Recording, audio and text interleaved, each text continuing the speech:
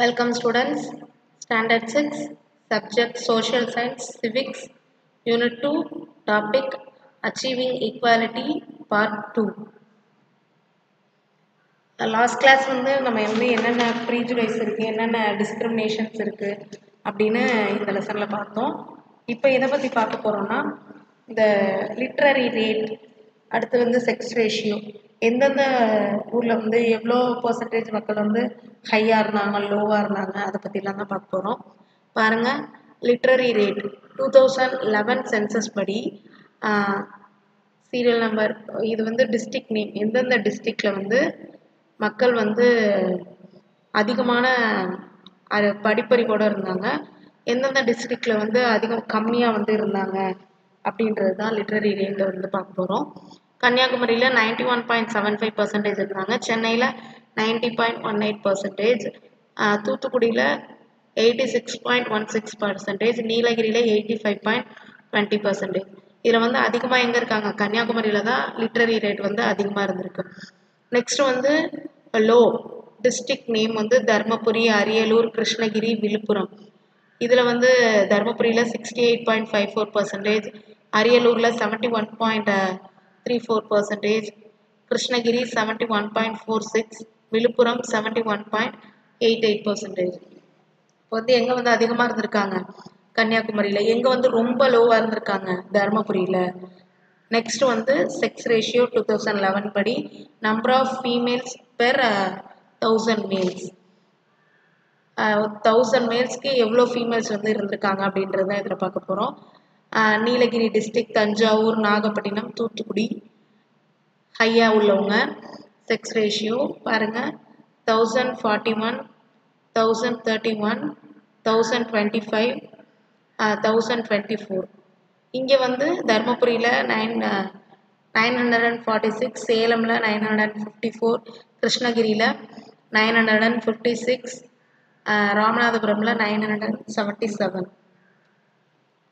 1000 மேல்ஸ்க்கு இவ்வளோ ஃபீமேல்ஸ் இங்கே number of females 1000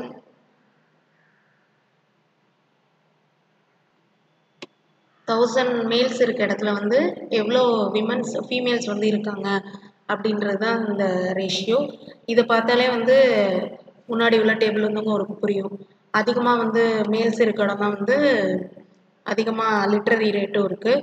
கம்மியாக இங்கே பார்த்தீங்கன்னா தருமபுரி இங்கே கம்மியாக இருக்கும், இங்கேயும் லிட்ரரி ரேட்லேயும் தருமபுரி தான் கம்மியாக இருக்குது அப்படின்னு சொல்கிறாங்க. Next constitution of India and equality. இந்தியாவோட ஈக்குவாலிட்டியும் கான்ஸ்டியூஷனும் என்ன அப்படின்றது தான் பார்க்க போகிறோம். A constitution is a set of rules and regulations guiding the administration of a country. Constitution அப்படின்னா என்னன்னா, ஒரு set of rules and regulations ஒரு அட்மினிஸ்ட்ரேஷன் கைட் பண்ணுவோம் ஒரு கண்ட்ரிக்கும். அதுதான் கான்ஸ்டியூஷன் அப்படின்னு சொல்லுவோம். Article 14 of the Constitution of India provides equality before the law or equal protection within the territory of India and prohibits the unreasonable discrimination between persons. Article 14 கான்ஸ்டியூஷனில் உள்ள article 14 என்ன இருக்குது அப்படின்னு சொன்னால், equality before the law or equal protection within the territory of India and prohibits the unreasonable discrimination between persons. ஒரு person மேலே அன்ரீசனாக ஒரு டிஸ்கிரிமினேஷன் உருவாகுது அப்படின்னா அதை இது பண்ணக்கூடாது அப்படின்றது தான் அந்த ஆர்டிக்கல் 14 இருக்கும். Our constitution says ours is a land of diversity. நம்மளோட கான்ஸ்டியூஷன் நம்மளை என்ன சொல்லுதுன்னா, லேண்ட் ஆஃப் டைவர்சிட்டி அப்படின்னு சொல்லுது. தேர்ஃபோர் ஏன்னா equality has to be ensured for all. ஈக்குவாலிட்டின்றது எல்லாருக்குமே பொதுவான ஒன்று. To significance parameters to ensure equality in society are respecting diversity and ensuring freedom. எல்லாருக்கும் ஈக்குவல் ரைட்ஸை கொடுத்து எல்லாருமே ஃப்ரீடமாக இருக்கலாம் அப்படின்ற ஒரு இதை இந்த கான்ஸ்டியூஷன் கொண்டு வந்துச்சு அப்படின்னு சொல்கிறாங்க. The different kinds of freedom are freedom to follow their religion, speak their language, celebrate their festivals and express their views freely. எதில் டிஃப்ரெண்ட் கைண்ட்ஸ் ஆஃப் ஃப்ரீடம் இருந்துச்சு அப்படின்னு சொன்னால், ரிலீஜியனில். நெக்ஸ்ட்டு ஸ்பீக் தேர் லாங்குவேஜ், அவங்களோட லாங்குவேஜை பேசுகிறதுக்கான ஃப்ரீடம் இருந்துச்சு. செலிப்ரேட் தேர் festivals, அவங்களோட ஃபெஸ்டிவல்ஸை celebrate பண்ணுறதுக்கான freedom. Next express தர் views freely, அவங்களோட ஒப்பீனியனை ஃப்ரீயாக பேசுறதுக்கான ஃப்ரீடம் இருந்துச்சு. The Constitution is a legal framework of rules and regulations by which a nation would function. இந்த கான்ஸ்டியூஷன் வந்து அதுக்கான ரூல்ஸை வந்து லீகலாக ஃப்ரேம் பண்ணி வச்சிருக்க ரூல்ஸ் அண்ட் ரெகுலேஷன்ஸை அதை வச்சு தான் வந்து ஒரு கண்ட்ரி வந்து ஃபங்க்ஷன் ஆகணும் அப்படின்றது மாதிரி. Equality is where untouchability is seen as a crime in India as per the Article 17 of the Indian Constitution. Untouchability is totally abolished and it's any form in forbidden. Article 17ல வந்து India இந்த தீண்டத்தகாதவர்கள் அப்படின்ற ஒன்னே வந்து Indian constitution வந்து abolish பண்ணிருச்சு, ஒழிச்சிருச்சு அப்படின்னு சொல்றாங்க. Even today, different types of discriminations are reported across the country. Women, peasants, tribes and people for lower social classes are still striving for equality in India. இப்போ வந்து என்னாச்சு, இந்த டிஸ்கிரிமினேஷன்லாம் ஒவ்வொரு கண்ட்ரியை இது பண்ணி மாறிடுச்சு. Women's, peasants, tribes and peoples from lower social class are still striving for equality in India அப்படின்னு சொல்லியிருக்காங்க. நெக்ஸ்ட் வந்து யாரெல்லாம் வந்து அச்சீவர்ஸ், இந்த ஒரு டைமில் அச்சீவ் பண்ணவங்க, ரொம்ப ஏழ்மையாக இருந்து வந்தவங்க யார் யார் அப்படின்றத வந்து கொடுத்துருக்காங்க. டாக்டர் ஏபிஜே அப்துல் கலாம், இவங்களெல்லாம் நம்ம வந்து என்னவா எடுத்துக்கலாம், எக்ஸாம்பிளாக எடுத்துக்கலாம். உங்களுக்கு தெரியும் அப்துல் கலாம் பற்றிலாம். 1931 to 2015 தான் இவர் வாழ்ந்த காலங்கள் அப்படின்னு சொல்கிறாங்க. Avul Pakir Jainulabdeen Abdul Kalam was born in Tamil Muslim family in Rameswaram. இவர் வந்து எங்கே பிறந்தார், ஒரு முஸ்லீம் ஃபேமிலியில் ஒரு ராமேஸ்வரத்தில் பிறந்தார் அப்படின்னு சொல்கிறாங்க. உங்களுக்கே தெரியும். He was the 11th president of India. இவர் வந்து இந்தியாவோட 11th president and who is fondly remembered as people's president. Next பாருங்க, அவரோட ஸ்கூலிங்லாம் எப்படி இருந்துச்சுன்னு. He completed his schooling at Ramnad. இவர் வந்து ஸ்கூலிங் வந்து ராமநாதபுரத்தில் வந்து படித்தார். Graduation from Saint Joseph college Trichy. Saint Joseph college திருச்சியில் உள்ள சென்ட் ஜோசப் காலேஜில் அவரோட கிராஜுவேஷன் டிகிரி வந்து முடித்தார். And went on the study aerospace engineering at the Madras institute of technology. எம்ஐடியில் வந்து அவரோட ஏரோஸ்பேஸ் இன்ஜினியரிங் வந்து படித்தார். After he joined the defence research development organisation, DRDO, ஒரு ரிசர்ச் ஆர்கனைசேஷனில் வந்து ஜாயின் பண்ணார். கலாம்ஸ் அவரோட ஃபேமிலி சைடு வந்து எப்படி இருந்துச்சு அப்படின்னா, Kalam's family had become poor at his early age. அவரோட சின்ன வயசுலேயே வந்து அவங்க ஃபேமிலி வந்து ரொம்ப புவர் ஃபேமிலியாக இருந்துச்சு. He sold news paper to supplement his family income. அவரோட ஃபேமிலி இன்கம்காக நியூஸ் பேப்பர் போடுவாங்கல்ல, அந்த வேலை வந்து அவர் பார்த்தாரு அப்படின்னு சொல்கிறாங்க. Kalam has return many books. Among them, very famous books are India 2020, Wings of Fire. 2000 இவரோட வெரி ஃபேமஸ், இவர் வந்து நிறையா புக்ஸ் ரைட் பண்ணியிருக்காரு. அதில் ஒரு வெரி ஃபேமஸ் புக் எது அப்படின்னு சொன்னால் விங்ஸ் ஆஃப் ஃபயர் 2020. இந்தியாவோட 2020 பற்றினா அவரோட விங்ஸ் ஆஃப் ஃபயர் அப்படின்ற book. Ignited minds the luminous Sparks and mission India அப்படின்னு சொல்கிறாங்க. He was a recipient of several prestigious awards including the Bharat Ratna. நிறைய அவார்ட்ஸ் வந்து இவர் வாங்கியிருக்காரு, அதில் பாரத ரத்னாவும் ஒன்று அப்படின்னு சொல்கிறாங்க. இந்தியாஸ் ஹையஸ்ட் சிவிலியன் ஹானர் இன் 1997 வந்து இந்தியாவோட ஹையஸ்ட் சிவிலியன் ஹானராக வந்து அப்துல் கலாம் இருந்திருக்காங்க. His outstanding work earned him the title of the Missile Man of India. இவரோட அவுட்ஸ்டாண்டிங் ஒர்க்குக்காக இவருக்கு வந்து என்ன பட்டம் கொடுத்தாங்க அப்படின்னா மிஷில் மேன் ஆஃப் இந்தியா அப்படிங்க. நெக்ஸ்ட் வந்து மிஸ்டர் விஸ்வநாத ஆனந்தை பற்றி தான் பார்க்க போகிறோம். இவர் வந்து Viswanatha Anand was born in Chennai in a middle class family.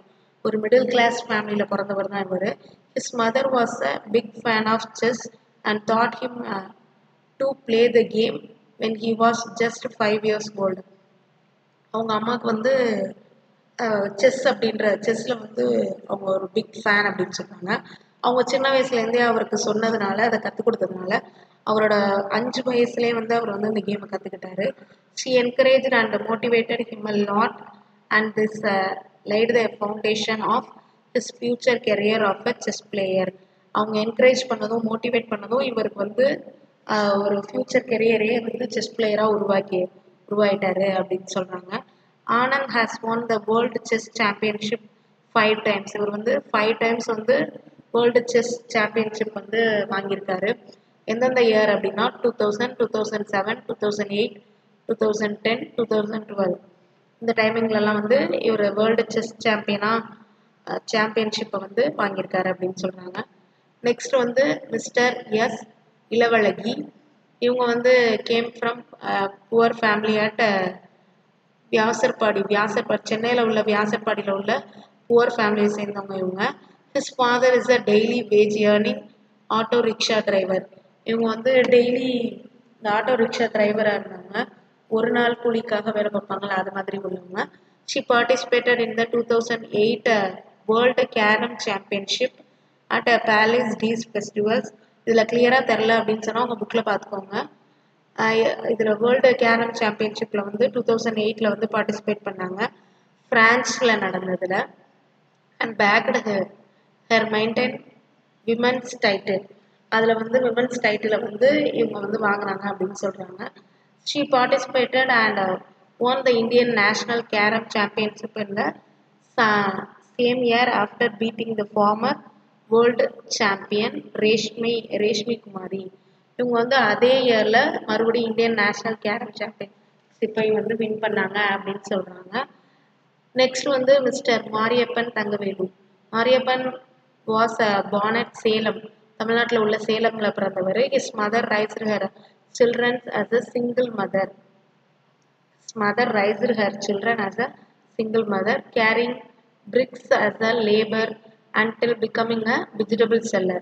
அவங்க வந்து காய்கறி விற்று தான் வந்து இவரை வந்து படிக்க வச்சாங்க, எல்லாமே பண்ணாங்க. Earning about ₹100 per day.